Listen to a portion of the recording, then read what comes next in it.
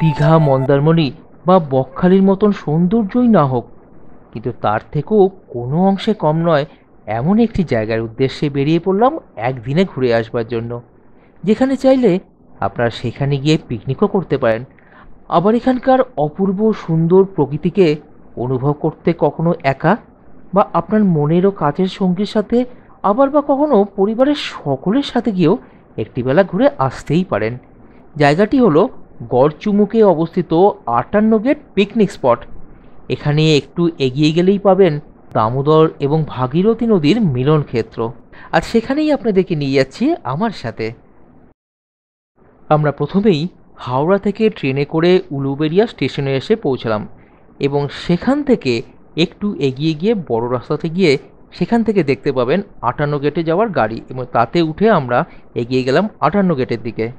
যারা কলকাতা থেকে আসতে চান তারা বাগনান যাওয়ার বাসে করে নিমদিঘি স্টপেজে নেমে সেখান থেকে টোটো করে পৌঁছে যান উলুবেড়িয়া স্টেশন, অথবা কলকাতা থেকে সরাসরি গড়চুমুক যাওয়ার বাসে করে সোজা চলে আসবেন গড়চুমুক পর্যটন কেন্দ্রের সামনে। সেখান থেকে রাস্তার অপর প্রান্ত দিয়েই আপনারা সহজেই পৌঁছে যান এই 58 গেট পিকনিক স্পটে। আমরা উলুবেড়িয়া থেকেই গাড়িতে করে গ্রামের সুন্দর রাস্তা দিয়ে এগিয়ে চললাম এবং প্রায় 40 মিনিট পরে পৌঁছে গেলাম এই 58 গেটের সামনে।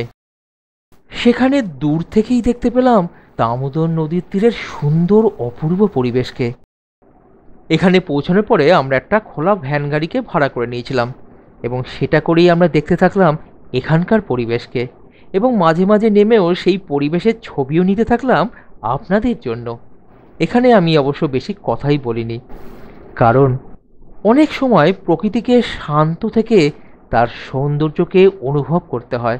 আসুন আপনারাও আমার সাথে সেই অনুভূতি অনুভব করুন এবং অবশ্যই সেই পরিবেশকে দেখতে দেখতে আমাদের চ্যানেলটিকে সাবস্ক্রাইব করে নিতে কিন্তু ভুলবেন না। সেই চলার পথেই দেখতে পেলাম এখানকার সেই বিখ্যাত 58 গেটকে। এখানে জলাধারটিতে 58টি গেট আছে বলেই এরকম নামের। সেই সবকটি গেট দিয়ে যখন জলাধারটি থেকে জল ছাড়া হয় তার দৃশ্য অবশ্যই দেখার মতো হয়।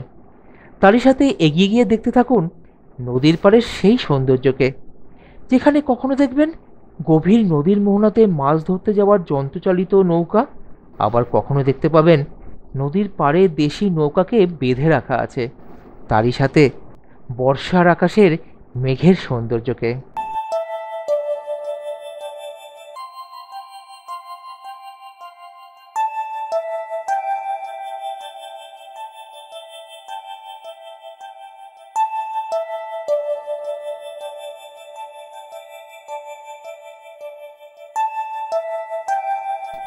জায়গাটি সত্যিই অসাধারণ। কখনো তো মনে হচ্ছিল কোনো সমুদ্রের পাড়ে চলে এসেছি কি, বা দীঘা মন্দারমণির কোনো সমুদ্রের পাড়ের জঙ্গলে। এই সুন্দর পরিবেশকে ছাড়িয়ে এরপর এগিয়ে গেলাম আরও অনেকটা পথ। সেই চলার পথে মিষ্টি বাচ্চারাও আমাদের সাথ দিল এবং পৌঁছে গেলাম গড়চুমুক ইকো ট্যুরিজমের অফিসের সামনে। তার পাশ দিয়ে একটি ছোট্ট রাস্তা আপনাকে পৌঁছে দেবে দামোদর নদীর পাড়ে, যেখানে থেকে আপনারা দেখতে পাবেন দূর থেকে দামোদর এবং ভাগীরথী নদী দুটো মিলিত হচ্ছে একটি জায়গাতে। সেই জায়গা দিয়ে মাছ ধরার নৌকাগুলো ভেসে যাচ্ছে তাদের গন্তব্যের দিকে।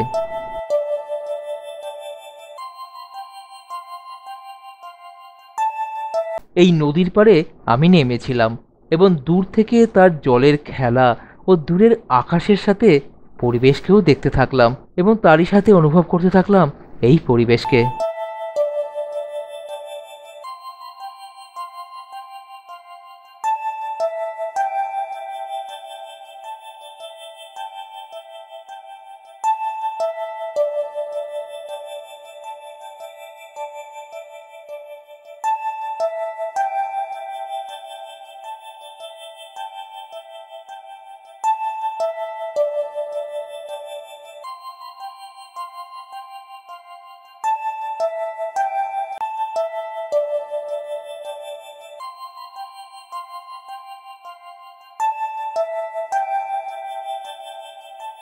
এখানে ঘুরতে ঘুরতে আপনারা দেখতে পাবেন টুকিটাকি খাবারের স্টল, যেখান থেকে চাইলে আপনারা কিছু জল খাবারও এখানে খেয়ে নিতে পারেন।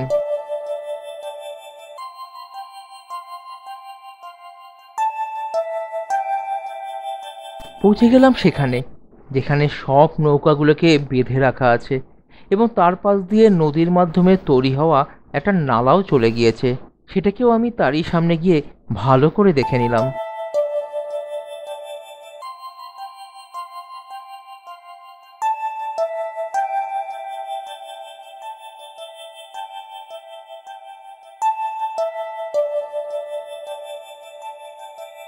একটাই কথা বলার, জায়গাটি খুবই সুন্দর, কিন্তু অনেককেই দেখছি জায়গাটিকে নোংরা করে দিচ্ছে।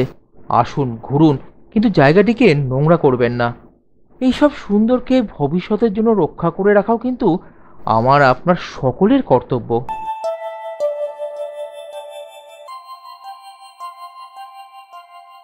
ফেরার পথে আবার ভালো করে সন্ধ্যের আলোতে দেখে নিলাম 58 গেটটিকে। এখানে একটা কথা বলার, এখানে এসে থাকার জন্য কিন্তু অনেক গেস্ট হাউসও আছে এবং তার সন্ধান আমি ডেসক্রিপশন বক্সে দিয়ে দিলাম। আজকে ফিরে যাচ্ছি বাড়ির পথে। এরকমই সুন্দর জায়গার উপস্থাপনা নিয়ে আপনাদের কাছে ফিরে আসছি খুব তাড়াতাড়ি আগামী ভিডিওতে। তাই সাথে থাকুন আমাদের এবং দেখতে থাকুন আমাদের চ্যানেলটিকে। দিনের শেষে একটাই কথা বলার, ভালো থাকুন, সুস্থ থাকুন, সাথে আপনার পরিবেশকে পরিষ্কার রাখুন, সাথে নিজের মন যেটা বলছে সেটাই করুন। নিজের সাথে সবার মনে আনন্দ ছড়িয়ে দিন।